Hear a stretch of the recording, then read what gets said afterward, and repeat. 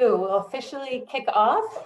Good afternoon. My name is Sasha O'Connell. I am an executive in residence here at the School of Public Affairs at American University. I also have the honor and privilege to be the director of the master's program in terrorism and homeland security policy. And it's a really fun place to be. We actually have burgeoning curriculum around cyber issues, and we're really, really excited about it. And we're also launching a series of events. SPA Cyber is our hashtag. And we are thrilled today to have the first SPA Cyber event be our book talk with Cindy Otis. I know all of you are super familiar with Cindy's bio. You've checked it out, hopefully, in the link to the event. She's an amazing, amazing person with an incredible background. So I'm really looking forward to jumping in and talking with her more about her wonderful book. It is wonderful to see so many of you online. It really is a testament to the relevance of this topic, in addition to Cindy's expertise that I know you're all here to hear more from. So before we get into her background, I'm going to ask Cindy to join us. And actually, Charles, if you could put the slides back up for us. And Cindy, could you, as we jump in, welcome to the session. Could we talk about what we're looking at in these slides for a couple minutes before we go any further? Can you help us understand maybe what we should be looking for? Yeah, absolutely. So thanks so much for having me. The two slides or screenshots that you're looking at right now of this website, if you were to see this website today, a couple of red flags should sort of pop for you. And I'll just list a couple of them, and then I'll tell you where this actually comes from and the history behind it. So not, one of these things by themselves aren't, sort of probably enough evidence for you to make a judgment call about whether this is legitimate news or not. But combined, this website is a clear example of a fake news website. So the red flags that you should be able to identify are the name of the website, christiantimesnewspaper.com. It probably wouldn't strike you as a name of a newspaper that you hear often or ever. So that should be sort of thing number one. As you're looking through the contents of the website, you would probably see pretty quickly that instead of it showing the names of reporters that have supposedly written these things, it actually shows the name admin1, which, as far as I know, no one has ever been named admin1. Maybe the next Elon Musk child, I don't know. The date of the articles would be something you would hopefully notice. So they list 2016 primarily. The content itself that you would want to sort of dig into is very clearly partisan. The headlines are emotional in nature, very sort of breaking, sensational, this just in, very important, kind of attention-grabbing clickbait kinds of headlines. And then overall, the site itself, just from this quick scrolling that you would do, you would see pretty quickly the site itself isn't very well populated. So there are repeat articles. There are only a handful of articles. In general, there are no comments to these articles. It shows a little comment bubble. Next to the articles, there are no comments, so there isn't any engagement. One of the photos won't load, that sort of thing. All of these together show that this website is potentially new. It's sort of half-baked, not run by professionals, even though it does give the appearance of, a news site that we, in terms of structure and design, that we might be familiar with. Sort of digging into each of these items, this is a pretty clear example of, a fake news website. So the history of this website is, it was created by a 23-year-old kid from Maryland, who was feeling very overwhelmed by his student loans and decided to create a fake news website in the run-up to the 2016 presidential election to make money by pay-per-click ads, which he loaded onto this website. And he wrote all of these stories himself completely made them up, pulled them from thin air, and a number of his stories went viral. He made a fair amount of money before being tracked down by the New York Times and exposed, after which he deleted his website.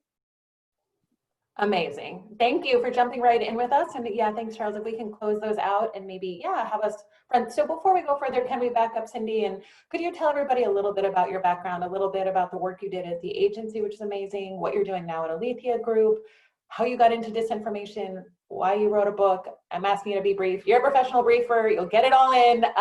But could you give some folks about some sense of kind of where you've been and what brought you to this topic? Sure. So I sort of joke, but it's actually very true, that I realized that I wanted to work for the agency when I saw my first James Bond film with my dad. As a kid, he was a huge fan. He made me a huge fan. And I thought that looks like a very interesting and cool sort of profession, right? So in the back of my mind as a kid, I always had sort of this idea of joining the CIA. But I didn't necessarily think it was possible. I knew that I loved everything international. I loved other cultures. I loved other languages. I loved to travel. I was very fortunate to spend as a teenager a summer road tripping through Western and Central Europe with my parents. And it was just this very eye-opening moment in which I realized just how much I loved learning about other places. And then I had a teacher who in high school who one day sort of pulled me aside, asked me what I wanted to do. And when I told him I sort of loved all of these things, I loved learning languages, etc., he said, have you ever thought about working for the CIA? To this day, I still don't know why he specifically raised the CIA. I don't know if he had a family member who worked there or what. But I went on to study international politics with a focus on European politics in undergraduate. I went to Brigham Young University. I then worked straight out of college for the US Army as a public affairs officer. And that's where I really learned to hone my writing skills, which came into play later. And then I went to grad school at Boston University. I got a master's in international relations with a focus on national security. And then I was very fortunate to get one of the few slots as a graduate fellow at the CIA. I began in 2007. I got right into the office in the Directorate of Intelligence that I sort of always dreamed of being in. So I worked Europe. When I graduated with my master's, I converted to full staff. And I spent the rest of my agency career working in a number of positions. So I worked as a military analyst for half of my career on different regions of the world, primarily Europe, which has been sort of my main background. And then I moved to work on the Middle East and parts of North Africa. I was an intel briefer down at the White House, which was the most rewarding and fascinating time of my career during a very, very busy and tumultuous time period in world history that meant very long hours. Then I went into management and got to lead some of our amazing teams at the agency working on Middle Eastern and North African issues. When I left the federal government in 2017, I joined the private sector and went to work in cybersecurity and specifically in disinformation. And the skills that I had developed as an analyst, we essentially live, we work and live and breathe in an environment of disinformation, propaganda, fake news, denial and deception, all of those things. And so it's sort of a normal operating environment to, as an analyst, have to contend with the fact that you're, pummeled with information and sources and news and intelligence every single day. And most of it is garbage. And you have to learn how to find good sources and find good, intelligence reporting and figure out what's actually happening around the world. So moving into disinformation investigations, it was a very natural fit for me because that's what I had basically spent my career on. And I, in that time period, I also wrote the book that we're here to talk about today, True or False, because I started writing publicly and speaking publicly about national security issues and disinformation to help sort of inform the general public. And the feedback that I got from people on social media through emails and things were they just wanted to know how to find good sources of information, how to figure out what to trust in their information environment, and that sort of thing. And so the book sort of came out of that. And then most recently, I moved to a company called Alethea Group, which is a disinformation investigations and remediation firm. And I'm the vice president of analysis there, where I run, sort of the investigative and analytic work of the company. Thank you so much. Amazing, amazing career. And we're so lucky to have you with us today. Talk a bit more. Folks, hopefully you just saw in the chat, Charles put up the link where you can get the book if you don't already have it. Also, I was remiss not saying to go ahead and put questions in the chat. We'll leave time in the end, the last 15 minutes or so, to take questions for Cindy. But first, I get a shot on your behalf to ask some questions. One of the things I loved and really appreciated about your book, Cindy, is your focus on the history of disinformation, right? And it's something I talk to my students about all the time, is kind of trying to put these issues we're grappling with today in context, right? Are these things really new? Are they different? Are they bigger? Are they smaller? So can you talk a little bit about that? I know, again, asking you to summarize what's a lot in the book, sort of a little bit, and then also I was really fascinated by the way you connect trends in technology to the way disinformation changes over time. So if you could talk a little bit more about that, that would be awesome. Sure. So the reason why I focused so much of the book on the historical context was because, when most of the world was waking up to, for the first time, the idea that Russia had interfered in the US presidential election around 2016 and early 2017, it was sort of framed publicly as this new and shocking and never before done sort of thing. And while Russia's interference is unprecedented in terms of the scale and scope at which they tried to interfere, the idea of using disinformation, false information, conspiracy theories, and information warfare in general is absolutely not a new thing. And so, from my perspective, it was really important to include in the public discussion these things aren't new, and in fact, using historical examples and case studies, we can essentially follow a roadmap in terms of looking at solutions to this very important issue. So the book goes through all sorts of historical vignettes and case studies. I primarily picked public figures and events that are well known, things like Marie Antoinette, Jack the Ripper, people that we've heard of, the founding fathers, for example, and used their examples as a way of showing how false information either affected them in their period of time, or they used it themselves. And then I also talk about, as you mentioned, Sasha, the advance in technology that allowed false information to be used more effectively throughout history. So a lot of the things that, using these historical examples, we can see is that the narratives that have been used by people trying to push false information intentionally, so disinformation, those narratives really haven't changed, and their targets haven't necessarily changed. So for example, disinformation and fake news really thrive in environments where there's crisis, where there's a lot of sort of amped up emotion. It often plays to existing racism in communities and in countries. It really thrives in environments where there's either a lack of information, so the disinformation fills the gap, or sort of conversely, it thrives in an environment where there's too much information and there's rumors and there's hoaxes and there's stories and all of that spreading. False information really thrives in that environment too, because there's so much information, like, why not believe this false story as well? And then it also really thrives in times where it's on a sort of technical or scientific topic, where the general population is sort of ignorant about sort of how a scientific issue, coronavirus, for example, nowadays, how it works, and false information can fill that gap and really end up misleading people, because we just don't know. We're not experts on things like viruses, for example. So those things haven't changed throughout time. The ways in which false information has been used really hasn't changed either. So for example, looking at examples of like Marie Antoinette or Marie de Medici, false information has been used to target rulers, to delegitimize rulers, or leveraged by rulers to keep their holds on power. It's often used against women in particular in positions of leadership to try to damage their credibility, playing on sort of tropes and stereotypes that we see probably, I mean, if you're on social media at all, you probably see it in your social media mentions, particular targeting of women with false sort of stereotypical narratives about women being emotional or that sort of thing.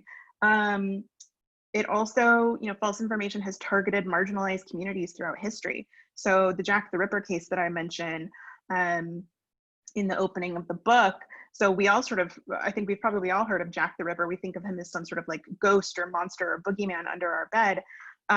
But it's actually a really fascinating history in which this infamous murderer went around brutalizing women in a very poor area of London, and rumors and hoaxes and false stories ended up going what is pretty much the equivalent of viral for that day.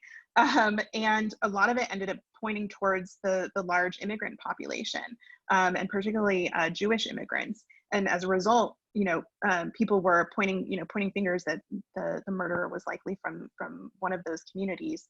And so it inspired violence against, violent protests, and violent actions against immigrants, and particularly Jewish people. So the other sort of piece of this is that false information has always been used throughout history to make money. There's money, whether you're selling, back in the day when they didn't have digital ads to click on, they had books to sell or they had pamphlets to circulate. And so using false information and creating sort of sensational stories has always been a way in which people have tried to make money. So a lot of common themes. The difference really between now and all of those different case studies that I go through in the book is technology, and the fact that with social media, we have the ability to reach the world essentially with content going viral in seconds. We can reach every corner of the world. So that's the really huge difference. Thank you. I'm not sure if it makes me feel better or worse that this is a historical problem. Do you know what I mean? Sometimes it makes me feel better but it's also really kind of sad that it's a consistent issue. One of the things you talk about, you just started to talk about, is you use the term sort of the internet as an accelerant in your book, which I think is such a good graphic visual depiction of what's going on.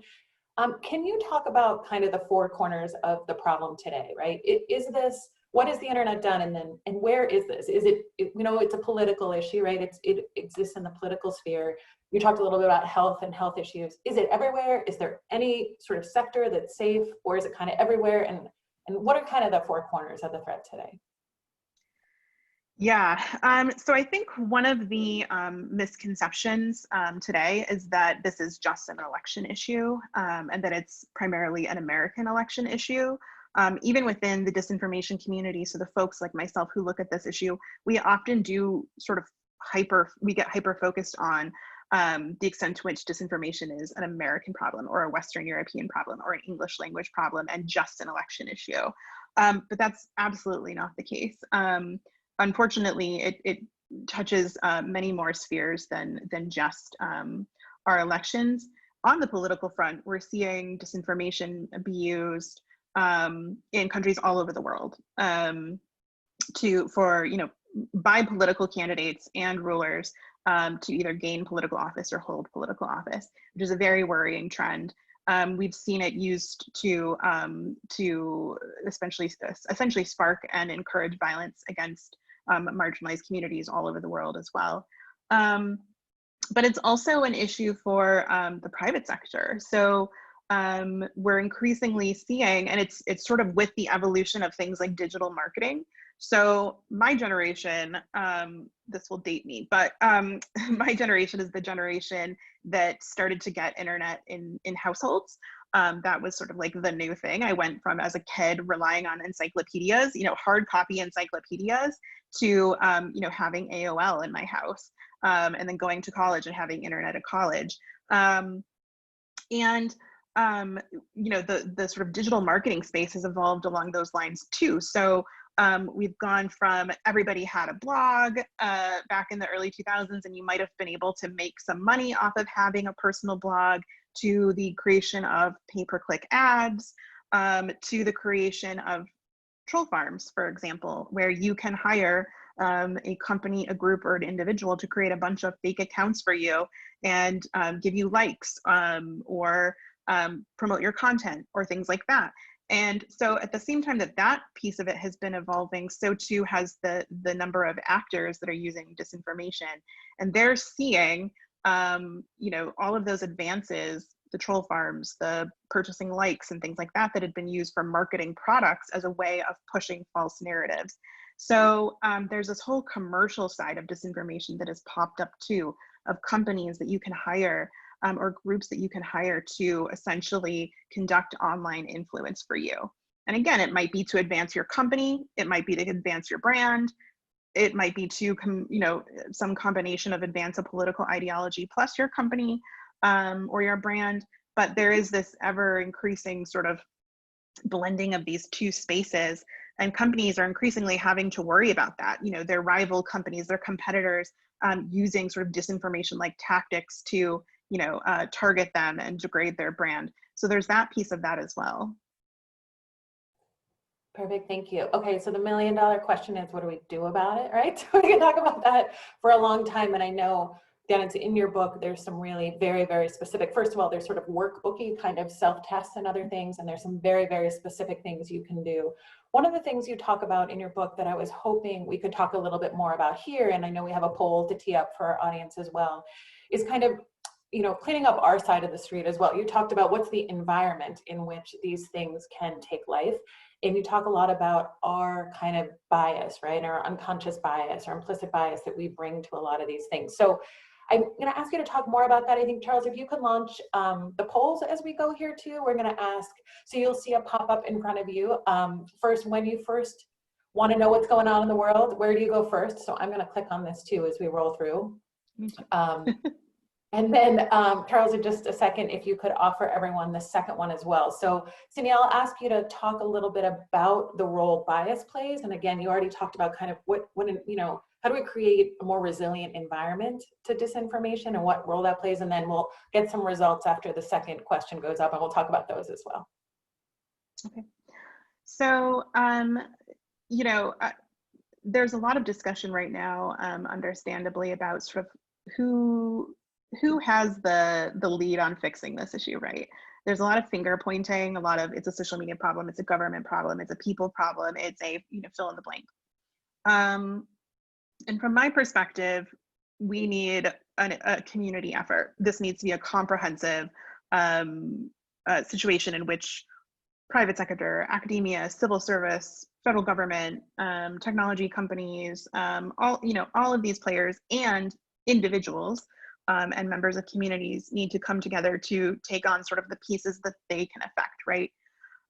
So the book's approach, my approach in the book is giving average information consumers the tools and tactics that they need to apply good information consumption habits. Because the reality is disinformation and misinformation are created by actual humans, and it's spread primarily by actual humans.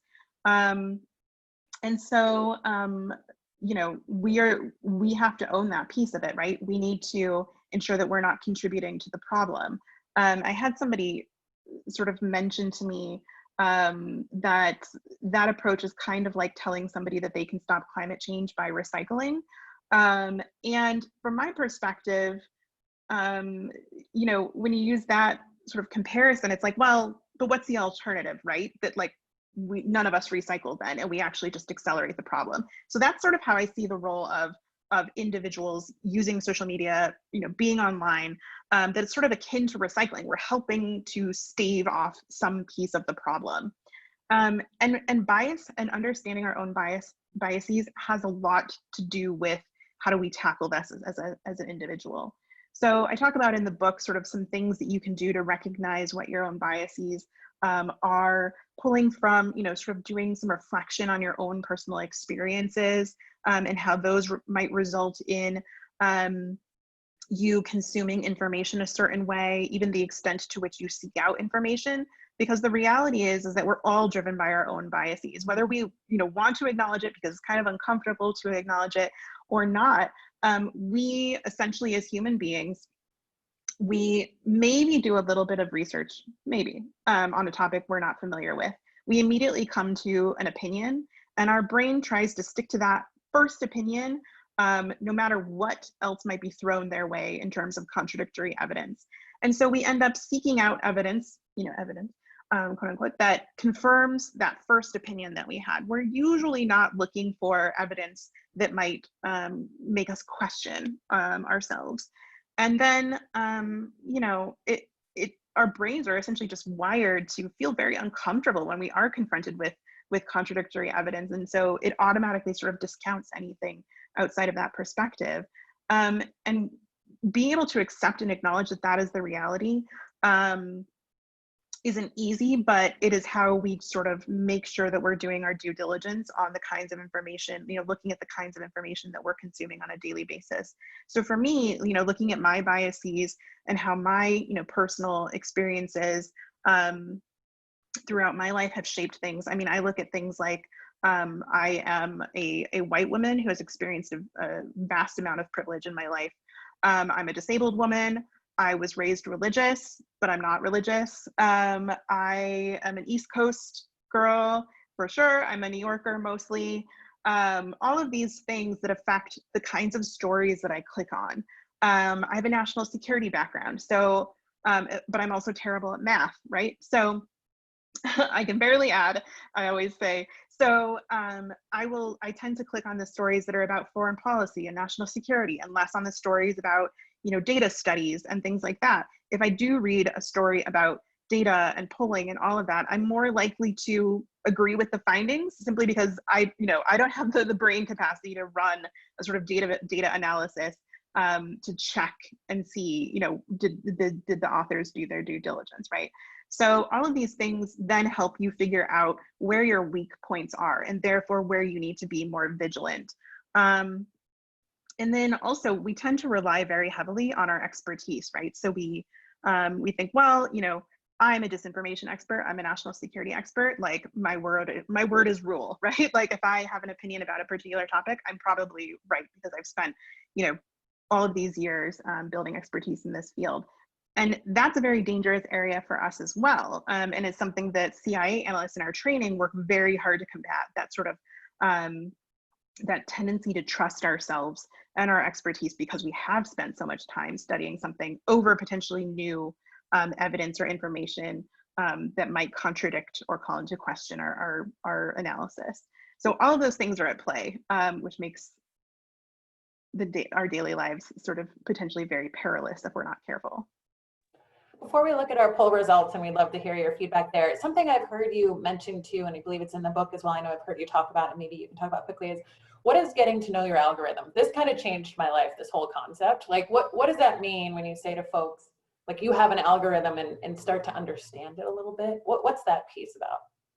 Yeah. So data privacy isn't an issue that most Americans care about. I wish that it was.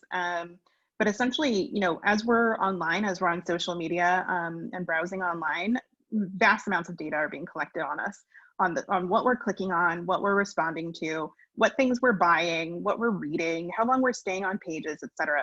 So that these companies, the tech companies, the consumer companies, all of these companies that are looking to figure out who we are and how to sell things to us, right, are collecting these huge amounts of data on us where they're building a picture. So they know, for example, that I'm of a certain age, that I'm a white woman, that I am, single, that I have dogs, probably, that I am, leaning a particular way politically, all of that.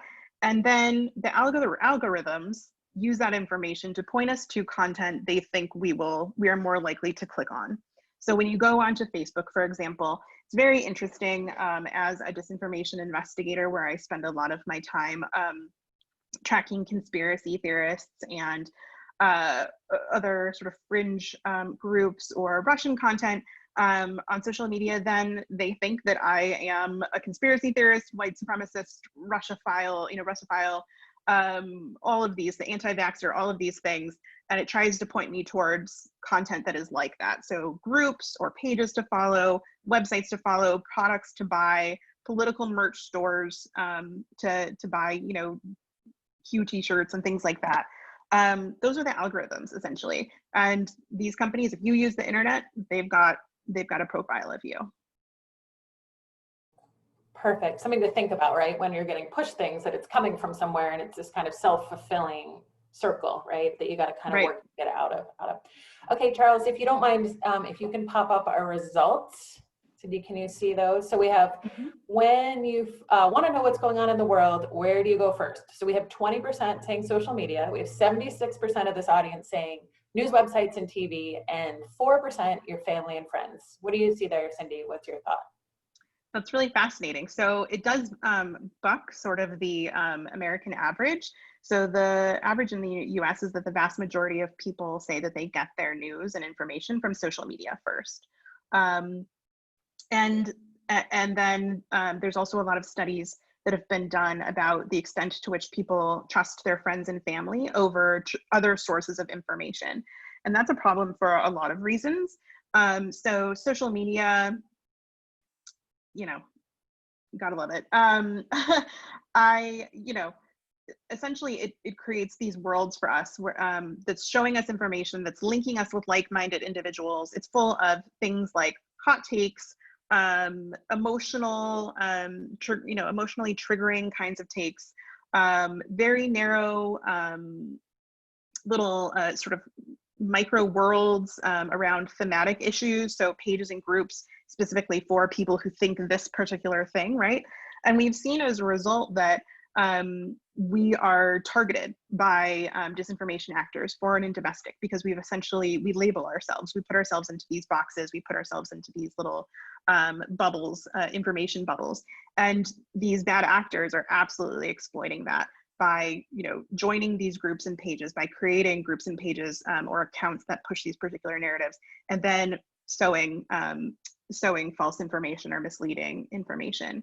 And so the other piece of this that is interesting about the friends and family, only 4% said friends and family, which is interesting. A lot of the coronavirus false information that we've seen circulate was primarily shared through friends and family, primarily through peer-to-peer messaging apps, whether it's Facebook Messenger or text or Telegram.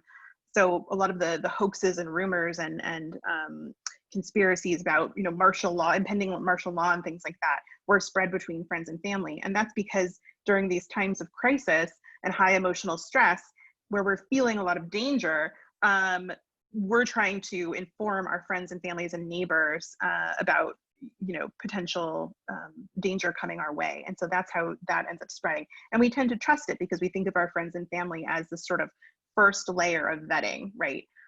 We assume that they're doing some sort of due diligence, and if they've done it, then we don't necessarily need to, and we can spread it, right? So some interesting things in this polling result, I think. That was interesting. I don't think we have a random sample here in our crowd who's interested in your book and disinformation. That's probably why our numbers are up. It's so interesting what the national trends are. Charles, could you show us the other poll results? Okay, so how many news sources do you consult weekly? So again, this crowd, 49% 5+, 39% 3 to 4, and 12% 1 to 2. How does that stack up, Cindy, with kind of what folks nationally or globally are doing? Yeah, so it's higher than the US average again. And that's because, well, exactly as you said, Sasha, I think the people on this on this webinar are perhaps a little more aware of the negatives of following sort of one source of information. So yeah, this is quite a lot higher than the national average. So good job, everyone. But one of the ways that we talk about how do you combat sort of your own personal biases, how do you confront this issue, how do you do things like verify the information that you're seeing, do research on the kinds of sources that people are citing, potentially, if they cite any at all, right, in their social media posts. A lot of it has to do with making sure that you're reading from more than one news source. As we see, even with very outstanding news outlets, particularly in things like breaking news situations or crisis scenarios, information can change very rapidly. And so making sure that you're reading from a diverse set of news sources and more than just one or two is really important. Perfect. We have a bunch of questions coming in. I want to leave time, so I'm going to ask one more. If folks want to put anything else, we've got plenty in the Q&A, but I'll look through and maybe bundle them and get to as many as we can. One final question from me, Cindy. We have a lot of students on the line, and I know a lot of my students are really passionate about this mission area and having an impact and wanting to help. What's your advice to someone who thinks about wanting a career in this space, right, and having an impact to counter disinformation? What do you recommend in terms of academic courses and classes and preparation? And then what do you recommend?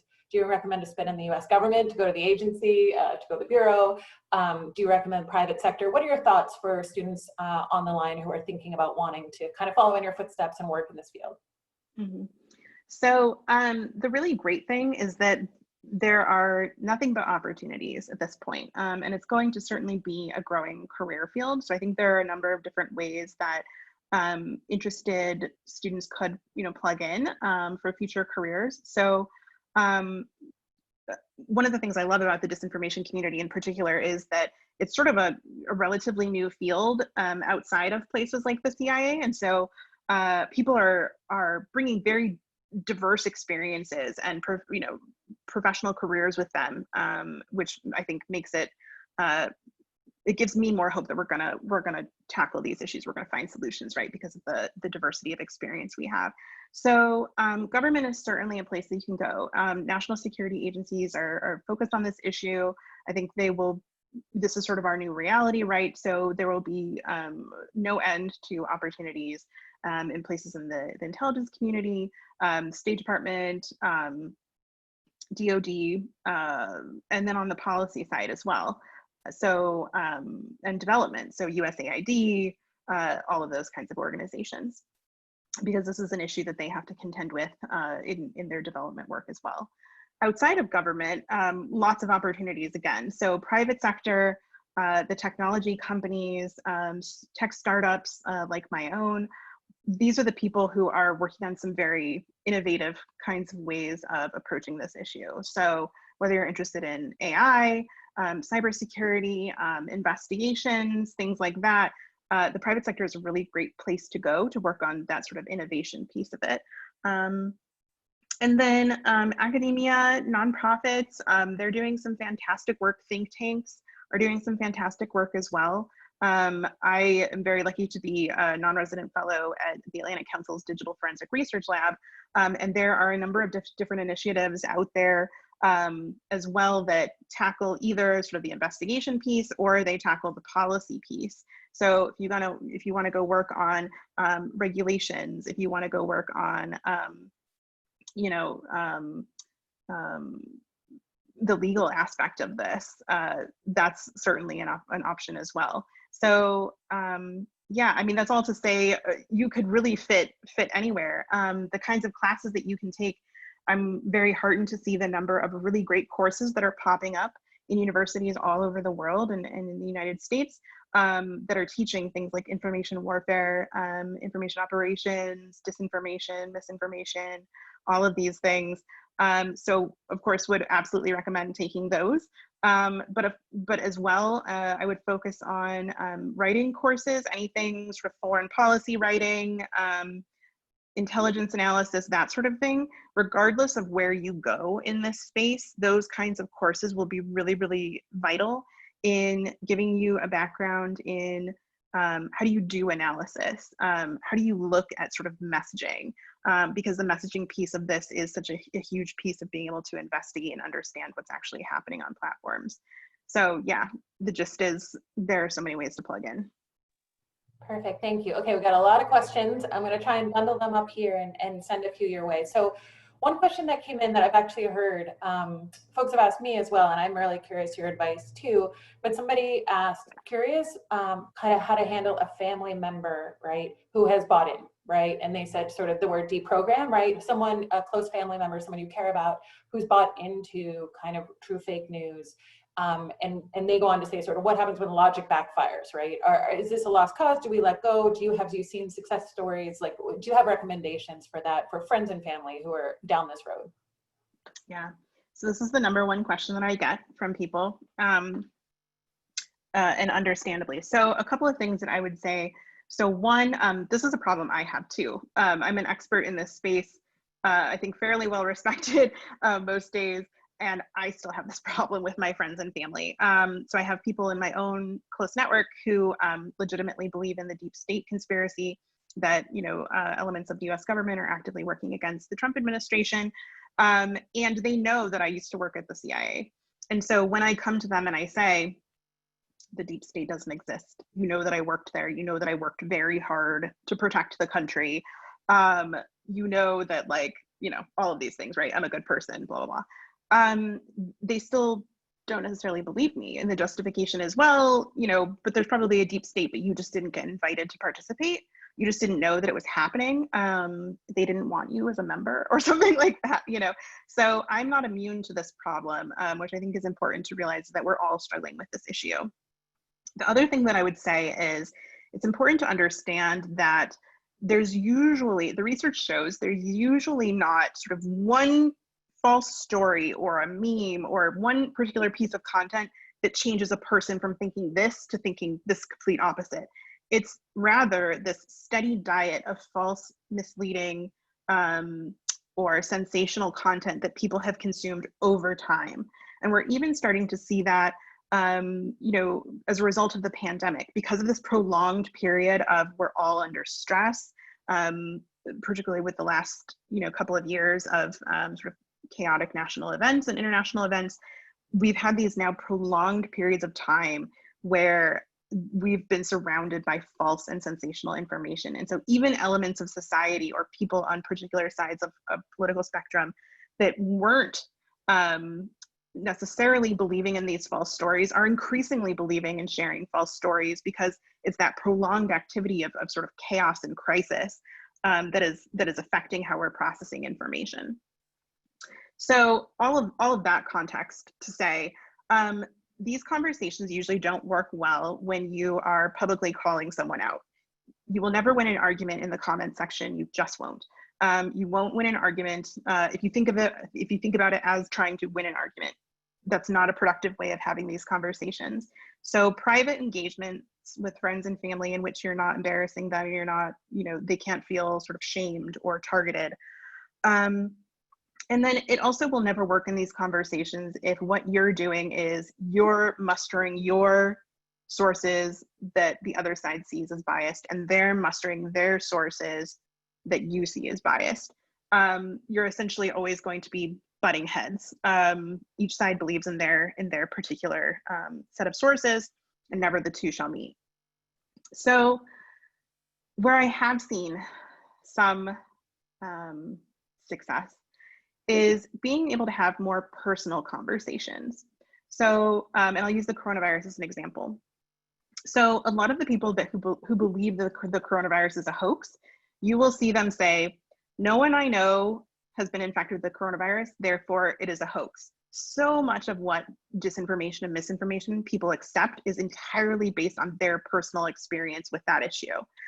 However, if somebody has seen somebody get sick with coronavirus, go into the ICU, potentially die, or maybe become permanently disabled in some way because this virus is so awful, their outlook is very different, right? So being able to personalize an issue can be helpful.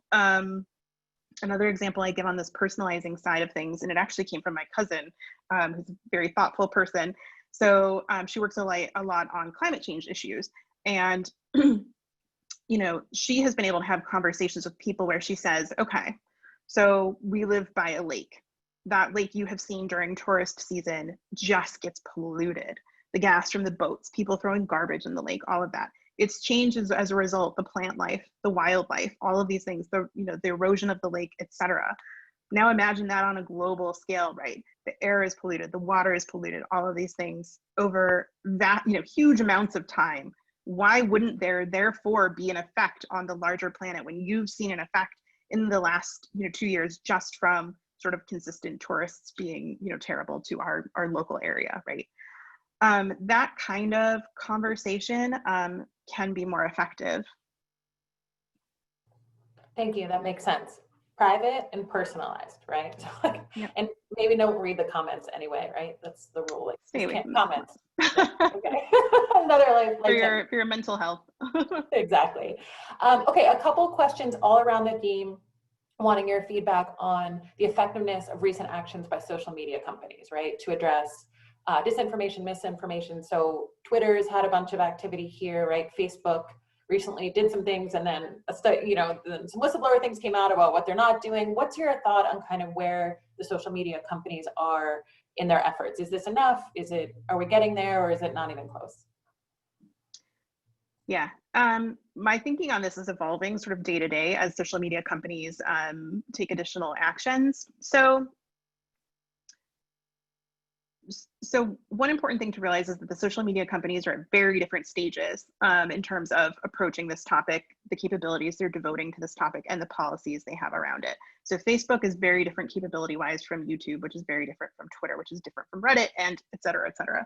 It's also important to realize that the mainstream platforms, so those major ones, Instagram, Facebook, YouTube, Twitter, they're not the only ones out there. So much of disinformation actually is seeded on more fringe platforms and then eventually make their way to mainstream platforms, and then go back to fringe platforms, get adapted, et cetera. So it's not a neat linear from here to there it went. There's all sorts of fracturing and very tangled different ways in which information moves across these platforms. So it's not an easy task.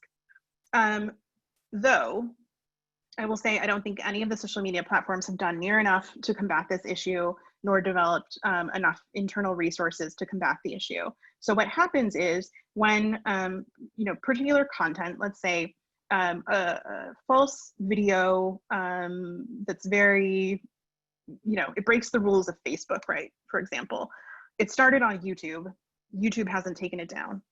It lands on Facebook. It gets 4 million views in 24 hours. 3 days later, Facebook takes it down. By then it's had 6 million views, and it's migrated from Facebook to now Twitter, Reddit, and all of these other platforms, Instagram, TikTok, Snapchat. The video will live on, even if it's taken down by Facebook. It's already been viewed 6 million times at that point. And so we have to sort of talk about the fact that given how fast information travels, should we expect the social media platforms to be able to respond just as quickly? That's probably not realistic. And the way that some of the platforms have contended with that, like Twitter, we're increasingly seeing they're bulk removing content proactively in some cases, doing mass takedowns of QAnon, for example. We still see QAnon accounts on the platform. We see QAnon hashtags and content still on the platform, but they've decided that essentially that they don't have the resources internally to be able to move as quickly as the information is spreading across their platform. And so bulk takedowns, proactive bulk takedowns are part of their strategy. Labeling is part of their strategy, et cetera. And other platforms like Facebook have decided not to do that sort of thing for the most part. But then if you look at a platform like Pinterest, for example, so Pinterest is a relatively small company, not nearly the size of Facebook, Twitter, or the other larger platforms. They're an image board, which actually, in theory, should be a huge target for disinformation because images play such a huge role these days in spreading false content. But they're not really. I mean, they have some false content, they have some conspiracy stuff on there, but for the most part, they don't. And that's because they decided they don't want their platform to be a place where false information is hosted and spread. And so they proactively put the policies in place to block and prevent and remove any content that includes anti-vax content, that includes conspiracies, political information, all of that. They're just not going to allow it on their platform. That's not who they see themselves as. The way that they talk about themselves, they're a company meant to inspire. They don't find any of that content inspiring, so they're not allowing it. They decided what users they want and what they don't. The other social media platforms have not made that choice, and so they're left with this reality. So I think for me, what social media platforms need to focus on is, one, investigations. So pouring more resources into understanding if they're going to keep their platform open to everyone, they need to know who is actually leveraging their platform, what nefarious actors are out there leveraging their platforms. Two, transparency is absolutely key. You shouldn't need a disinformation investigator like myself or the folks on my team to be able to piece together where your information is coming from. That should all be clear. So when you're on a page, you're on a group, you're on a quote unquote new, page for a news outlet or an account, they should be labeled so that you don't have to do the 15 million steps approximately that it takes to unpack who's behind a particular page or a group to eventually find out, oh, hey, this is content created by the Chinese government intended to sway me politically, for example. So transparency. Perfect. We have about 8 minutes left. A question from one of my our cyber policy students, near and dear to my heart. So I'm going to tee it up for you here. And in the vein of what you were just talking about in terms of the responsibility of the companies. They asked, a lot of people see Section 230, right, as an essential freedom, essential to the freedom of expression on the internet. And we've seen this highlighted, obviously, Trump's recent executive order in July. Do you have thoughts in this vein about how the Section 230 conversation, which I know we could have a whole separate panel on this conversation, fits into just what you're talking about in terms of the roles and responsibilities of companies in this space? So I'm going to admit and punt a little bit and say that I am not a Section 230 expert. Everyone sort of has their focus in this space, and 230 is probably the last area of my expertise, so I don't want to misspeak. But I will say that the sort of the human rights angle of this conversation is really, really important, and the responsibility that platforms have to allow spaces where individuals can be anonymous on their platforms is really important. And so when we look at policy solutions, we do have to keep in mind that by potentially swinging the pendulum too far on that side of transparency and regulation, that essentially we would be opening groups up, marginalized groups in particular, to harassment, targeting, doxing, all of those things. But I don't want to misspeak on 230 by claiming expertise where I don't have much. No, totally fair. And I think that's the question, right? This balance between the transparency to sort of take out the nefarious actors and the ability to remain anonymous, right? For human rights workers, media, other things. Absolutely. Okay, maybe one last question. I think it's an interesting one. Where do you draw the line of what is disinformation versus what is aggressive advertising, clickbait, et cetera, or opinion pieces that are not grounded in fact? Do you see that as really distinct? Is it all just a continuum? How do you advise thinking about that? Yeah, I think that's so important. The language that we use around these issues, I think, is really crucial because it has an impact in terms of how we end up labeling things, how even media organizations label content on their own websites. For example, very respected news outlets like the Washington Post and New York Times, for example, have come under fire in the last couple of years for hosting what is considered "quote unquote" sponsored content, but visually looks identical to a news article. It just has that, that lead title on the side that says sponsored content from a company like a Chinese company like Huawei that uses their platform to promote positive stories about the company, but a lot of it is false, for example, and is intentionally sort of misleading and an attempt to influence versus what is an editorial written by somebody who's a subject matter expert in their field and is drawing conclusions from a number of different sources and their interpretation of events. So getting that labeling right is really important. But the traditional definition of disinformation is false information someone is spreading knowing that it's false and using it as a way to mislead or influence. And that's sort of where I draw the line in terms of all of these spaces that are blending together now, though, with digital marketing, with things like social media companies having to contend with what is personal opinion, what is political belief. All of that gets a lot harder when it's Americans who are the ones doing it. It's a much easier, more cut and dry sort of issue when Russia is creating US news content that they're pushing out on a platform. They can't claim this is my personal political opinion, right, necessarily. But there was a good story in the Washington Post yesterday about teenagers being hired by a particular political group to copy and paste essentially scripted political messages, a lot of which were false and misleading. They were American kids. They were ideologically aligned with the messages that they were pushing out. Doesn't matter if it's scripted, doesn't matter if they're being paid, or can they claim personal political opinion, even if the content is false. Those are not easy issues, and I think we've seen it play out in particular with how social media platforms are grappling with it. Conspiracy theories on their platforms. So previously, all the mainstream platforms essentially looked at conspiracy theories, even ones that were encouraging violence and aggression, as well as personal opinion. There's no risk of real world harm, right? But with the recent removal of QAnon related content from a lot of the mainstream platforms, that came about because, in fact, these personal opinions, quote unquote personal opinions, actually did lead to real world violence. So the social media platforms are about 3 years late in picking up on that particular lesson learned. But that's where we're headed, I think, with media outlets and social media platforms and tech companies and government trying to wrap their minds around, can information, something like a meme or social media post that is all text or a misleading video, can that lead to real world harm? If it's created by Americans, does that change our response to it? Yeah, that's sort of my current thinking on all of that. That's amazing. Thank you so much, Cindy. This has been incredible.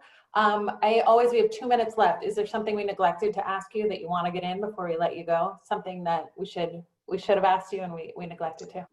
I was going to throw in conspiracy theories, but I found a way to work it in into that last answer. So it's a fascinating topic that could probably deserve its own like webinar or 10. I think I've covered everything that I could with that. That's amazing. Thank you so much for joining us. I want to thank our co-sponsors. I was neglected to say this in the beginning, the Internet Governance Center at the School of International Service, and then also the Technology Law and Security Program at the Washington College of Law have co-sponsored with us today to bring Cindy to us. We are so grateful for your time today. We know you have a lot going on. You've given us a lot to think about, and I can't recommend highly enough Cindy's book. As I said, there's a lot of what you heard today and so much more. There's kind of workbooks, things to challenge yourself, to test your biases and others. So really recommend it. I know the link is in the chat, and we recommend supporting your local bookstore. We put the Politics and Prose link in there as well, that I know is a close friend of Cindy's. So thank you again, Cindy. Thanks to everybody for joining us today. Be well, stay safe, and we will see you soon. Thanks. Thanks.